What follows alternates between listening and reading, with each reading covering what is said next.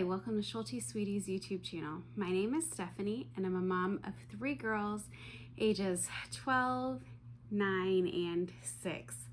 We are just about to finish up our 7th year of homeschooling, and today's video is a review of 7th grade, of all the curriculum picks that we chose and maybe some of the switches that we've made through the year and adaptions.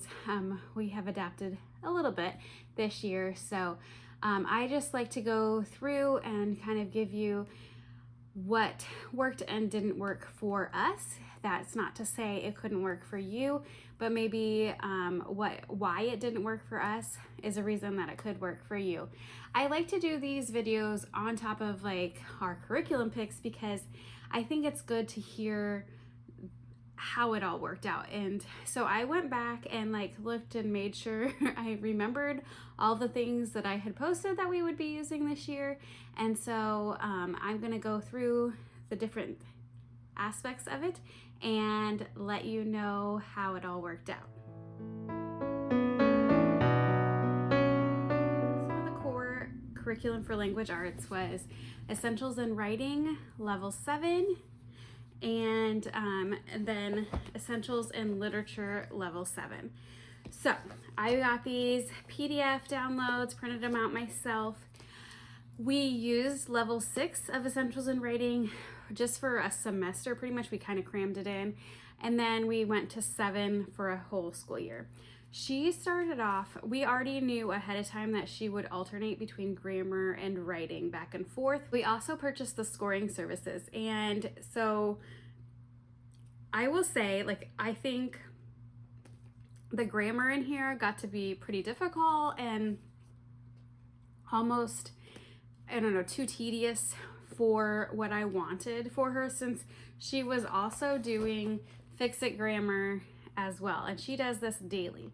So these she alternated a lot of times, or we would pick and choose.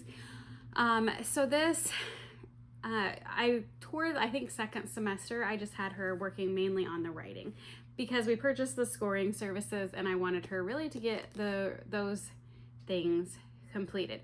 Now, they do have a few of the scoring. You can do a few of the grammar lessons to send it into scoring, but I wasn't as concerned about that. I wanted her writing to be graded. The scoring service, I will say, is an excellent purchase. I think the price has gone up this year, and spots are very limited for next year already, but I thought it was a great purchase. She got some really good constructive feedback, but she actually got really good scores, which I think it was a really big boost in her self-esteem for language arts. And then for literature, it didn't have a great schedule necessarily. It kind of just you just go. It's not as scheduled out like day 1, day 2 as much as the writing is. And I want to love it, but this was sometimes the thing that kind of got pushed aside a little bit. I was gonna have her start the novel right now, and then to finish off the school year with the novel, because we did not get through all of it.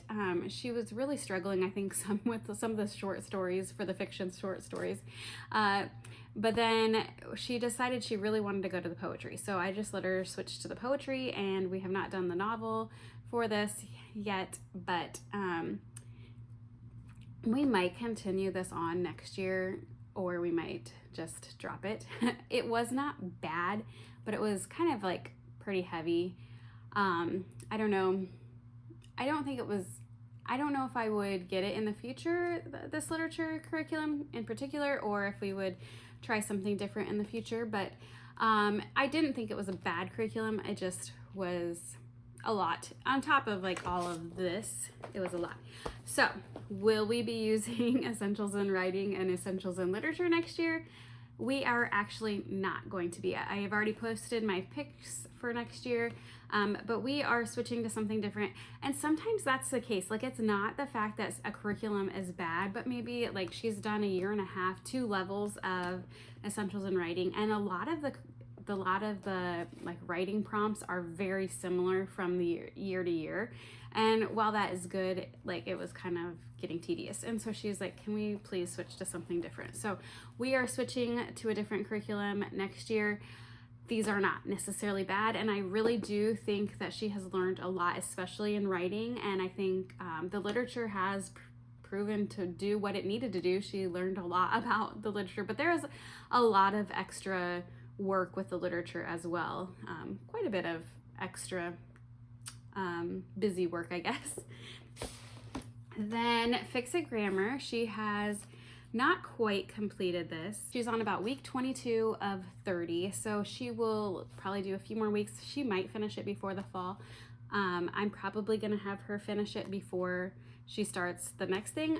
We planned to just move on to the next level of this. She has liked it enough, but we actually received a book called Editor-in-Chief by the Critical Thinking Company, and it's very similar to this. They're editing paragraphs and looking for different grammar functions and things. So she is actually not going to be continuing this next year as long as we like Editor-in-Chief. So, but this is it has been great, and you will have probably seen lots of great reviews of this all over YouTube because it's a good curriculum.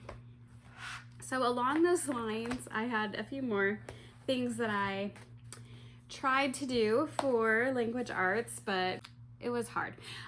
So we have Phonetic Zoo, and she got through, I don't know, so many weeks, but she was doing so well with it, and she was doing level A, so I probably could have bumped her up to B or something. I just wanted to start her at A.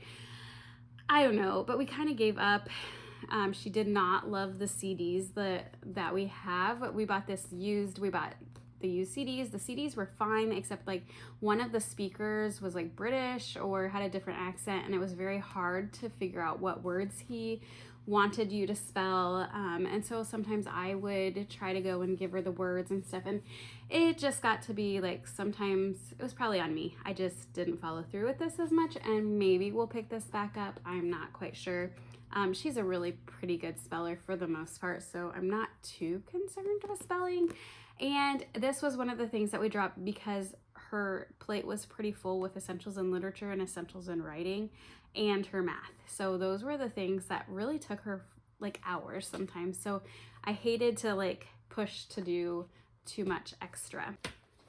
So I had all of these plans in the beginning of the school year to really work on vocabulary. Compass Classroom has a program called Word Up, and they're like funny, quirky videos. And I bought the first level of it. There was, I think, 3 different videos.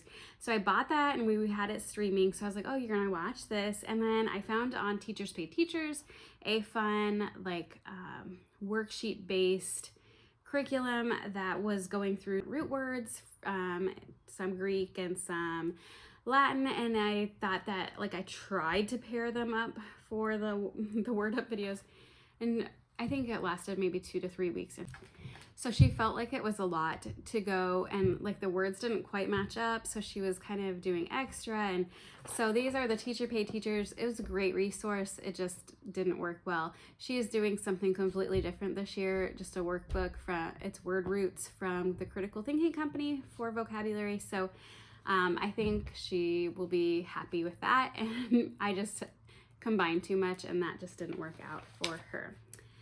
Another thing I had mentioned that she might do, she did this in 6th grade. I thought, oh, maybe she'll do word ladders because she liked it in 6th grade. It did not happen. So she did not do word ladders at all, and that is totally fine because it was probably just more busy work. You know, like when they're younger, you want them to do some extra stuff, but she was already pretty independent. She didn't need to do extra stuff.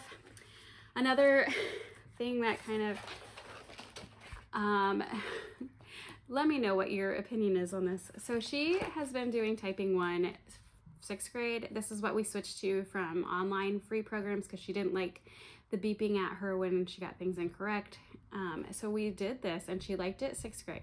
7th grade, she used it some, and then she kind of was like, I know how to type, but she doesn't know how to type correctly, but we'll see. I just don't know if we're gonna like really push it or if I'm just gonna keep having her practice her typing, writing more papers online, which she writes her papers all online pretty much anyways. So this is something that kind of got pushed aside, but I will be saving this to use for my younger girls.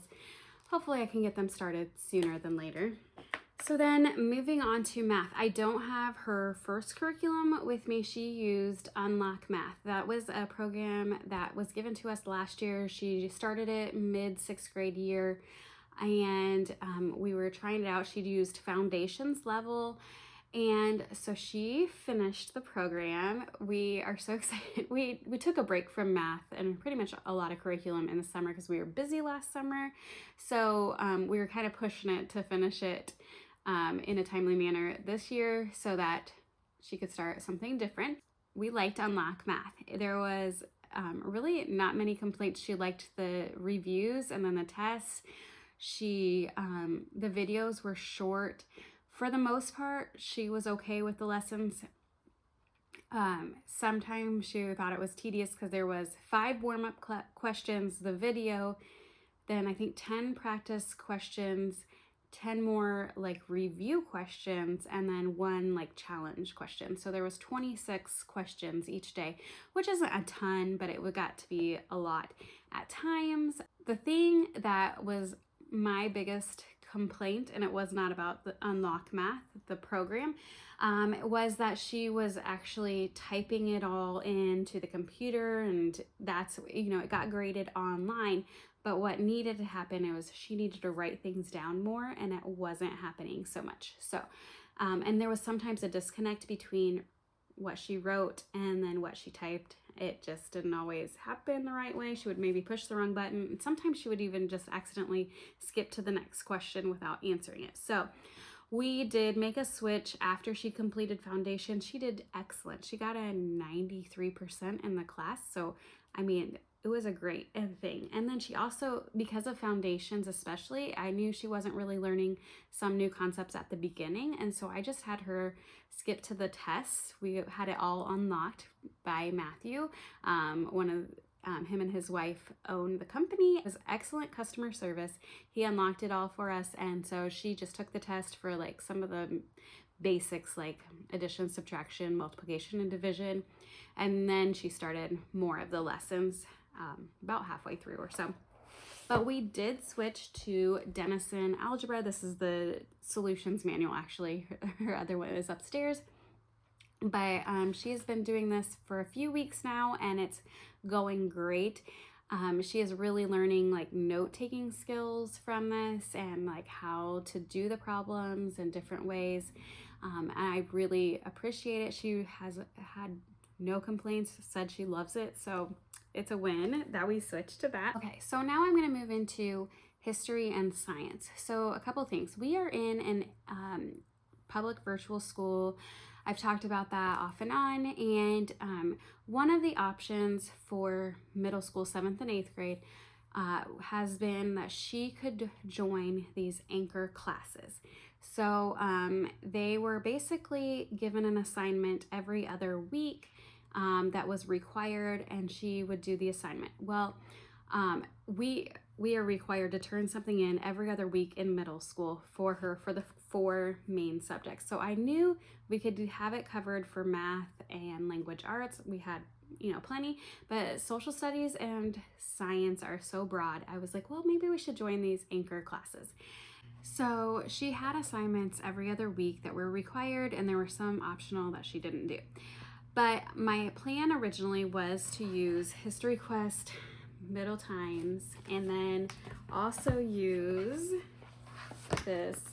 It's basically a medieval times workbook from Carson DeLosa. It's the Mark Twain Media Publishing, and it's like this, so some reading and writing. She did not touch this at all. This was basically going to be kind of to turn in for our public virtual school, but she ended up being in the anchor class, so we didn't really have to turn in anything extra. We have been reading through this, but we are not close to being done. I don't know if we'll continue with it or just pick up with different history next year. And then first semester, she was in the science anchor class for the public virtual school. We didn't love it, especially. So I switched her to a different science. She was also using Timberdoodle IQ Weather. She didn't love that necessarily. It was a great program, but we switched to Science Mom this semester, second semester, and she has really loved this. We are close to being halfway done. There will be a flip through of this coming soon, but we really liked this a lot. We are still liking it. She's going to continue this into 8th grade. It could be a semester class, but we are not making it a semester. It's going to be a little bit longer. So that is most of it. Then a couple other things I wanted to add in. From Timberdoodle, from being on the blog team, she did get a chance to use Vocal Gym they had last year. They had that available. I'm not sure if it's going to be available next year on their website. I think it was in a kit as well. But she got to do that and she loved that. That was an excellent pick for her. She just really enjoyed that a lot and learned a lot. She was really taking notes and stuff sometimes. She also started out the school year using Master Books Academy Sign Language, and that was not a good fit for us. It didn't really have great ways for her to practice. They would teach her a sign and then you were just supposed to practice it on your own. It didn't really have a lot of great extras and stuff. So she did not love that, but we have switched her to the Oklahoma School for the Deaf, the free classes that they offer, and she is really enjoying that. So that is 7th grade for my oldest daughter and the review of what worked and didn't work for her school year. Have a great day.